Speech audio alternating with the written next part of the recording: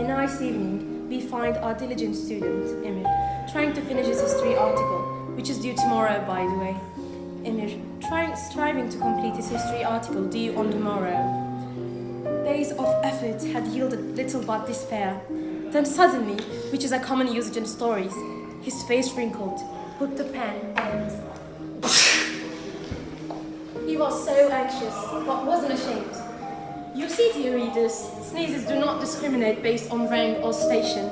Villagers, students, and even teachers do sneeze. There is no one in this enormous world who cannot or didn't sneeze yet, except maybe the newborns. He was not embarrassed at all.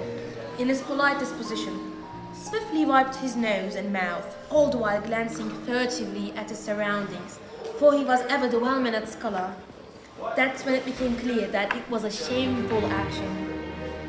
A little girl with blue eyes was sitting in the next desk, however named Emily, which will be essential in the future, dear readers, right next to him. She was quickly wiping her head and neck with his handkerchief while grumbling. Oh no, I dirty her clothes. He thought. He then caught a few more times. Then he leaned his body forward a little. Forgive me, ma'am. It was a mistake. I sneezed onto you. I beg your pardon. Please forgive me. Please sit down. I'm trying to finish my article. He was so embarrassed because of this unpleasant situation he has caused. The pallor of embarrassment gripped him, and the article he sought to complete became a distant dream. After the study hour, he summoned his courage and approached Emily one more time. Madam, your spirit, forgive me. I really didn't want it to happen like this. Sorry. Then everything went wrong for him, because she got angry, and this wasn't good news for him. That's enough. I have already forgiven them. Whereas you... He looked at her very suspiciously and... I should have told her that sneezing is a very natural thing. Otherwise, she might think that I spit on purpose. If not now, it will come to her mind later. As soon as he came home, he told his wife about this very unpleasant event. But his wife apparently did not attach due importance to this matter. You better go and apologize anyway, She said, believing perhaps that he required a lesson in social decorum. I kept trying for this. I apologized to her like several times, but she didn't do anything for me to calm me down, and I think she don't have much time to talk, so I just can't apologize to her. I can't speak with her. The next morning, he shaved well, put on his new uniform, and went to see Emily.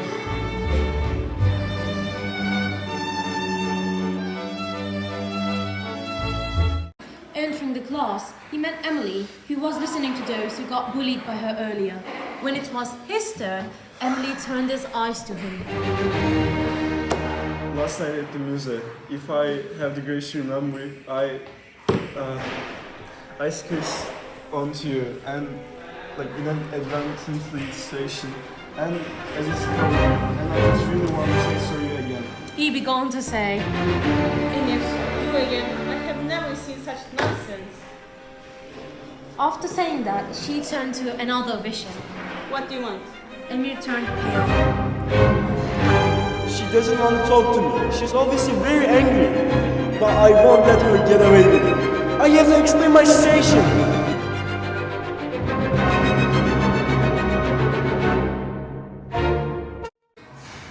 Emily walked behind him as she finished her conversation with the last bully victim and headed to her class.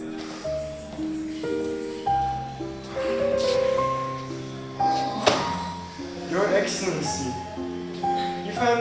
if I have the audacity to disturb you, it's only out of regret. I'm just saying for the last time. I didn't do it on purpose. Are you understanding me? Huh? Emily's face turned tearful.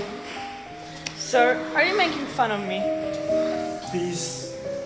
And after saying this, he disappeared behind the doors. On the way home, he Why thought, would I make fun of her? She has become a huge bully. but she does not want to understand, or maybe see it. Or she does. I don't know. I don't know which one is worse as well. After this, I will not come to apologize to this Osenius Dutch again. To hell with her. I will write a letter to her. That's it. Or shouldn't I even do this? I don't know. I'm so confused. Let the devil see her face. This is what he thought on the way home. However, he could not write a letter to Emily, or rather, he could not put two words together and explain what he wanted. Then he hit the road again the next day. When Emily turned his questioning gaze on his face, he said, Ma'am, I certainly had no intention to making fun of you, as you commanded yesterday. he muttered. How dare I could making fun of you? Like, if I had this intentions on me, like, think it would be any respect in the society left. Like, I'm apologizing for the last time, for this sneeze. Please, please. Get out.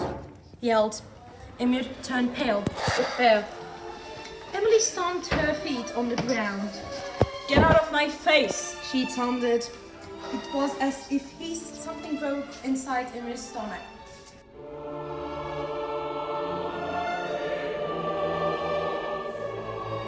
He was bored. He couldn't think of anything anymore. He tried so many times, yet all of them had failed. When he arrived at his house like a setup machine, he lay down on the sofa without even taking off his uniform and died right there.